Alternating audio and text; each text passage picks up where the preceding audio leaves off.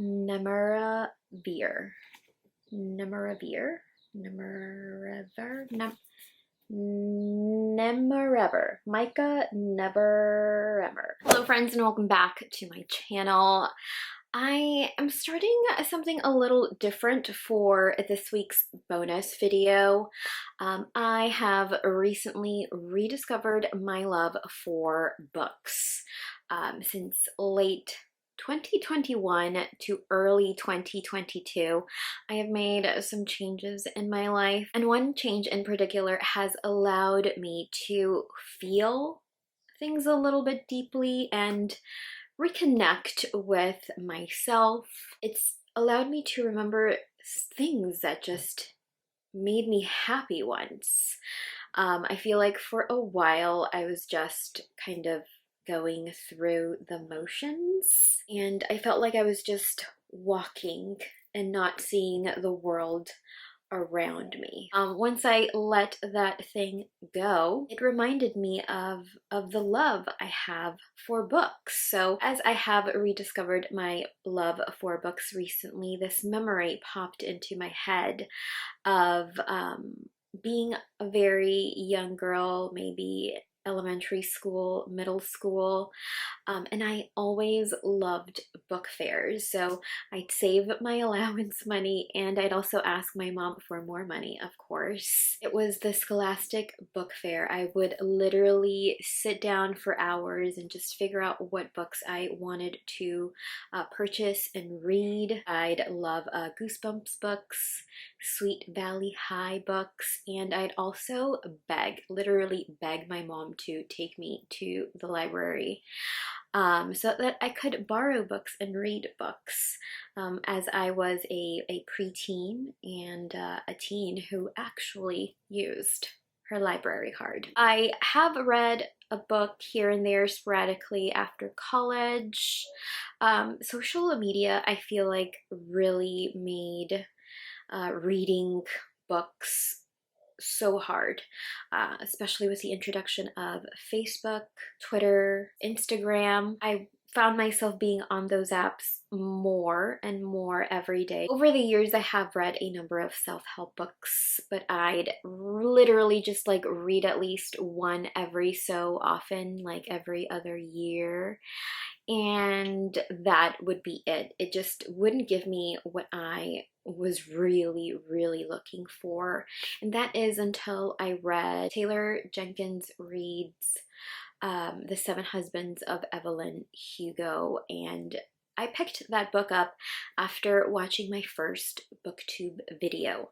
I'll try to link that video down below for you. And then after that, I started getting all of these Colleen Hoover ads, book recs, and just things popping up on my social media feed and also on my YouTube timeline or recommended videos. I read other Taylor Jenkins Reid's books after The Seven Husbands of Evelyn Hugo, and then I thought it'd be time for me to dive deep into another author, and I did want to make it a point to read just female authors, but that changed a little bit, as you'll see in this video. So I started with It Ends With Us, a novel by Colleen Hoover. This was the first Colleen Hoover book I read well before I found her books problematic, and literally I think that this book isn't as problematic as the other two that I will mention after this. Editing me here, I did want to add a couple of things about It Ends With Us that I didn't include in my initial recording. As this is a book that I did read at, I think, January 2023, the very start of 2023, and I didn't quite remember a lot of what I had read. You can definitely see that in the other books that I'm about to discuss, at least the second and the third. With this particular book, I never thought about looking into trigger warnings in a book, but this one definitely made me want to do this in the future, even though I don't tend to be triggered so easily. What made me want to perhaps look into trigger warnings in the future is the fact that we are talking about DV. and a bunch of other very serious topics in this book, which is another reason why I do have a problem with this being in the romance section at Barnes & Noble. And I do find that at least the cover here to be a little deceiving. This book also allowed me to take a peek into the thought process of someone who is a victim of DV. And I did find myself thinking a few times throughout this book, like, oh, I never thought about it that way, or this makes sense. I have only read, you will see, 2 other Colleen Hoover books, and I have continued reading over time after I read those Colleen Hoover books. And after I finish a book, I feel like I have to give myself some time to process what I just read, kind of mourn the loss of these characters that I'm not going to be reading about anymore. So I'm sad when I finish reading a book. Like, yeah, it's exciting, we finished reading a book, but it's sad because I'm not going to be reading about you guys anymore. But we'll be starting an adventure soon, of course, with new characters and a new plot. With her books, however, I'm always left wanting something more, or I move on quickly just so that I can kind of forget what I just read. So I am not sure if I'll read another Colleen Hoover book. I do have one more in my collection, which you'll probably see another video on. But I think that's all I wanted to add here, since the next two or three books that I talk about, I really don't go into too much detail about them, just because I read them so long ago, it feels like.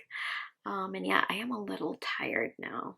So back to the video you go. So this book highlighted a topic that I have personally never been a victim of, and I don't think I know anyone who has been a victim of this, but I found myself rooting for Lily, but I also found myself disagreeing with some of the choices that she made throughout this book. I did read this in 5 days. I found it easy to read, and I couldn't wait to pick this up at night, since I typically read at night. And then I did give this a 3-star rating. One of my least favorite things about this book is the guy's name, Ryle. Looking through this book, I didn't highlight a single thing here. I'm not sure why. The next book I picked up was It Starts With Us by Colleen Hoover. My second Colleen Hoover book, because I found It Ends With Us to be such a fast read. I placed an order for this because I wanted to find out what happened to Lily, to Ryle, and to, what is his name? Atlas. So picked this book up. The more I read this book, the more I wondered if it really needed to be published. I also couldn't believe that Lily was still writing to Ellen, and I read this book in 3 days. I did give this book a 2-star rating, and again, I didn't highlight a single thing. Another Colleen Hoover book. I know, I have a problem. Did I highlight anything here? I did not. I did not highlight anything in here. Now, this is the book that gave me the ick. Ugly Love by Colleen Hoover. Half the time, I couldn't believe what I was reading. I rolled my eyes more than a handful of times. My favorite character in this book, however, was Cap. And I read this in 7 days, and I did end up giving this a 2-star rating. The more books I read, the more I want to give this a 1-star rating, and I have a feeling that as I, read more books, the more I'll think about the rating that I have given books that I have already read. I am definitely still trying to get to know myself as a reader, as an adult reader. What style of writing do I prefer? What genre of book do I prefer? What author do I prefer? I know that when I was in high school and in college, I found myself reading a lot of Gabriel Garcia Marquez books, and I always say that my personal favorite book is 100 Years of Solitude. It is one of the books that I have read multiple times, and because I'm bilingual, I can read it in English and Spanish, and I do find myself thinking that the Spanish version is definitely my favorite, and I do want to reread that book now that I am in my late 30s. Do I prefer romance? Do I prefer dark academia? Do I prefer comedy? I don't really know yet. So all I know so far is that Colleen Hoover books are easy to read, but very hard for me to digest. I do have a problem that these are marketed as romance. After all this time, I am still reading romantic comedy by Curtis Sittenfeld. I picked this up because I started following Reese's book club, and this was one of her books. I'm very close to being done with this book, and I have highlighted quite a few things in this book. I wonder why. So I do have a problem with these Colleen Hoover books being marketed as romance, and I'll say that the romantic comedy is definitely my favorite romance book that I have read so far. I don't think I have had the ick from reading that particular book. With books being so popular right now, I do have a problem with these Colleen Hoover books being marketed as romance, since a lot of young people are reading these books and think that this sort of behavior is okay, when I don't really think that it is. The next book I read is Tomorrow and Tomorrow and Tomorrow by Gabrielle Zevin. I did feature this in one of my beauty favorites, or my favorites videos, when I did finish reading this, and I read this in 2 weeks. I picked this up because I did see Jamie Page, one of my favorite beauty YouTubers, Instagram about this book, and I knew it needed to be my next read, as I definitely needed to change things up a little bit, you know, change up the author. Although I personally do not play video games and I know absolutely nothing about them, I found this book to be beautifully written, moving, and memorable. This book brought me to tears. Even when I shared my review with my boyfriend, who hasn't read a book and doesn't find reading enjoyable, he was like, "Why are you crying over a book?" I was moved. Like, the weather was gray, it was sad, it was rainy, and it just made me like really kind of mourn finishing this book a lot more. Like the weather, the environment. I literally had to give myself a moment before I moved on to another book. And that didn't happen with these Colleen Hoover books. I found myself wanting to read something more, and the mistake I made was picking up yet another Colleen Hoover book. I felt like I was craving something from what I was reading, and it wasn't. I never caught it with these Colleen Hoover books. Definitely a lesson learned. I rated this 4 stars, and I still think about this book having, I think I read this in February, sometime in February, or perhaps even January. So it is June now, and I still find myself thinking about this book now. It may even be a 5-star book for me, but I'll keep it at 4 for now. So things were definitely looking up for me. I began reading Call Me By Your Name after I finished Tomorrow and Tomorrow and Tomorrow. This is by Andre Aciman, I want to say. This is the cover I have, and I did highlight a few, kind of tab it quite a bit. This book I feel like is something I will carry with me forever. Since I began reading, at least this year, I would try to find a playlist for each of these books to kind of get me into that world a little bit deeper. And when I started reading this book, I had heard of, I think I'm saying the name right, Sufjan Stevens. I had heard a couple of his songs before, but never the, I guess, the soundtrack to the film. Every time I hear a Sufjan Stevens song, I am immediately transported to this world, to Italy. I do have a bit of a problem with the age gap in this love story. I found that this oftentimes reminded me of how hard I would fall for boys when I was a teen, or even in my, you know, early 20s. The suffering, the agony, of feeling extremely hopeful, and just how you couldn't wait to be in the same room with that person again, only to have my heart broken or for me to break their heart. This was definitely the first male author I'd read from in a while, perhaps years I want to say, and I really, really enjoyed it. I rated this 4 stars.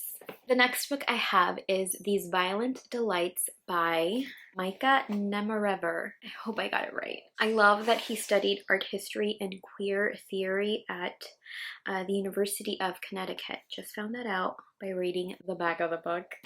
My camera was warming up and I found this quote that I highlighted. All they had ever been was a pair of sunflowers who each believed the other was the sun. This is the first dark academia book I have read. I didn't even know the genre existed. I began reading it while on a plane to Guatemala in March. And I didn't pick this up until we got back, or at least I got back from vacation, as I did manage to get myself in a bit of a reading slump. This did take me over a month to read, simply because I began reading it on the plane and then I didn't read it for about 2 weeks, so I became detached from these characters. I got over my reading slump, and for me this book highlighted violence, cruelty, love, and passion. I loved reading about the relationship that Paul had with his family and how much Paul and Julian just seemed to be polar opposites. One was confident, wealthy, the other was extremely sensitive, insecure, and he comes from a working class family who had perhaps suffered some loss. The genre for me is definitely something that I would find more joy in reading during fall and winter, and I do look forward to seeing what this author writes in the future. I did rate this 4 stars. And then the final book I will share with you all today is Joan Didion's The Year of Magical Thinking. I read this in 5 days. I found this to be easy to read. And although I definitely didn't come from a wealthy family, I related to a few lines written throughout this book. I found this book to be honest, beautifully written, and from the heart. I have never personally lost any one human being as close as John Gregory was to Joan. My parents are both still alive, and my boyfriend or partner for close to 20 years is still with me. I did find myself relating to a few of the lines that were written in this book, since I did lose, you know, a 4-legged friend, and you know, it's a loss, and it is grief. One of the lines that really struck me in this book was on page 225. I know why we try to keep the dead alive. We try to keep them alive in order to keep them with us. I gave this book a 4-star rating, and I still kind of think about on the daily, especially since I am getting older. I find myself thinking a lot about death. And I'm not sure what that says about me currently, but it is something that I do find myself thinking about a lot more in this stage of my life. That is all I have for today's video. Let me know if you have read any of the books that I mentioned earlier. I'd love to know your thoughts, perhaps your review as well. Thank you so much for watching. Subscribe, and I hope to make more book-related content in the future. If you love book videos, I'd love to also hear some video suggestions as well. Just leave those down in the comments. So thank you all for spending some time with me today, and I will see you in the next one. I am filming in this space, and this is Toby's couch. I did take him out for a walk today, so he is quite pooped. He's sleeping.